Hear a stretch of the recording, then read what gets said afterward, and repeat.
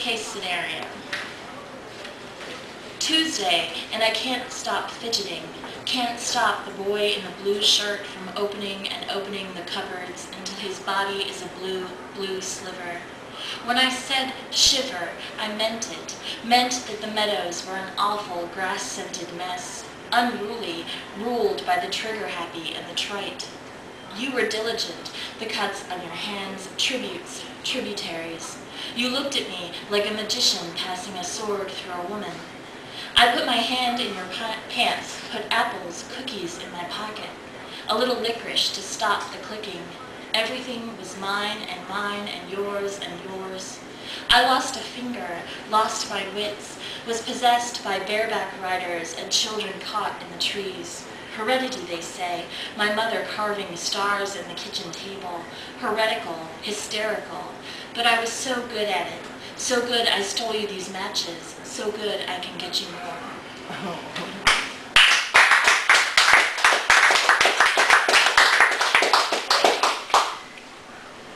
Midwest Gothic.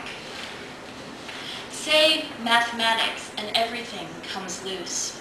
It's written all over me in sequence, the tire rust, the trees fussy and ornate. My voice sugars when I say his name. Take him beneath the arbor in his parents' backyard, all paper mache and Chinese lanterns. Today, it's someone's birthday. Today, it's someone's funeral. I take away 7 eggs and still they multiply daily. Take lemon juice to my hair, tuck lipstick in my pocket when no one's looking. It's a birthday. It's a beheading. My name is 4 letters and a lisp, a leaf in your poem that catches in the wind. Outside, a woman once lay dazed beside the road near the tracks, flies covering her like bandages. She survived, but I may not. It's my birthday. It's a tragedy with cake. There are 5 theories of blueness, and I proved everyone wrong. I can't keep the dead girls out of these poems. They knock on my door at 3 a.m. with a hangover, looking for a match. One summer, my mother locked us in the house and bathed us in milk to stop it all from happening again and again. Hoarded mattresses in the basement in case of disaster. In dreams, I stumble through the parking lot and shoved like a suitcase into a trunk where I gag on gas and fumes. I search my stomach looking for a mark. No one likes to drive alone at night.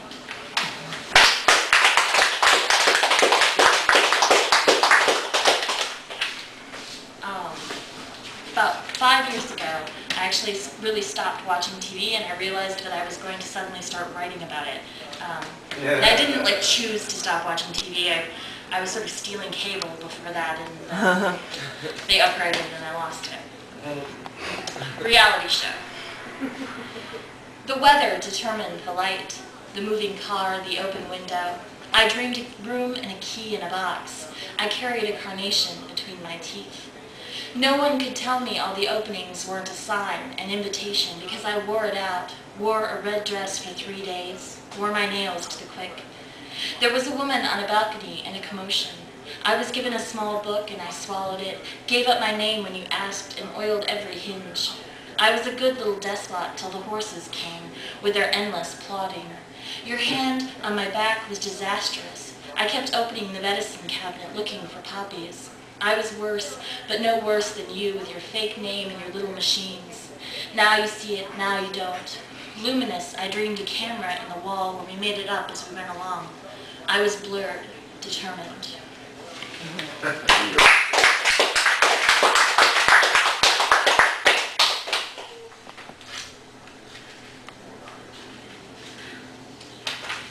Coyotes of Lakeshore Drive. It was the worst sort of enchantment. Spring and all the cherry trees on fire in the park across the street.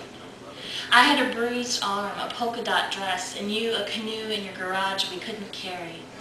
The morning was disguised as a toothache and there was no getting over it. We were the worst sort of accomplices, replacing the arbor with tin cans and tissue paper. The picket fence with chicken wire until the evening spindled to an argument. That night, I pulled enough hair from the shower drain to make a doll, rode the bus home, imagining feral shadows moving in the grass along the shoulder. Really, I was out for blood. biting your lip and moving over you in the orange glow of the streetlight, something soft and fur-lined in my mouth when I kissed you. We imagined horrible things were happening in the suburbs full of key parties and discontented husbands, broken fences and children crouched in closets, the boats in the harbor knocking sides in twilight, the prairie stretching around us black and flat.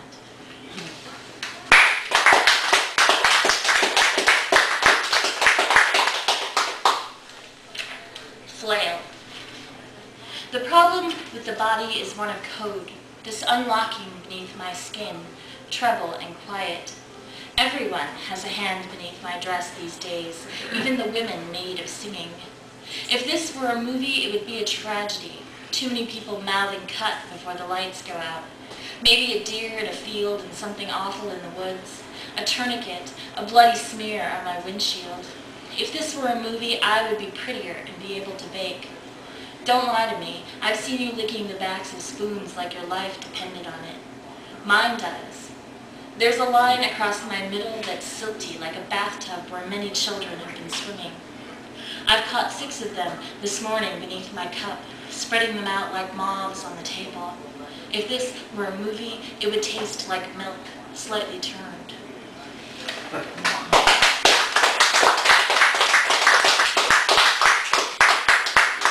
I think this is the last one I'm going to read.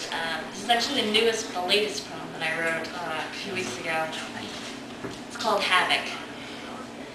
For months, I couldn't write. It was the loveliest vertigo, sort of like drinking tequila but without the hysterical blindness. My blackbirds were wingless, legless. They sputtered on the ground like firecrackers while you played flare gun, fire engine. I smelled like grass and rabbits, waited in the field for days for lightning, wanted that spark, the mailbox sticky with wasps. I could say I wanted order, all my ducks lined up like a carnival, playing hide and seek, patty cake with the wedding rings, shiny, sharp-toothed and singing. But I meant I wanted us strung together like lanterns, a sort of Morse code in my molars, once for no, twice for yes, meant I wanted turbulence, trouble, to be sawed in half by wanting it.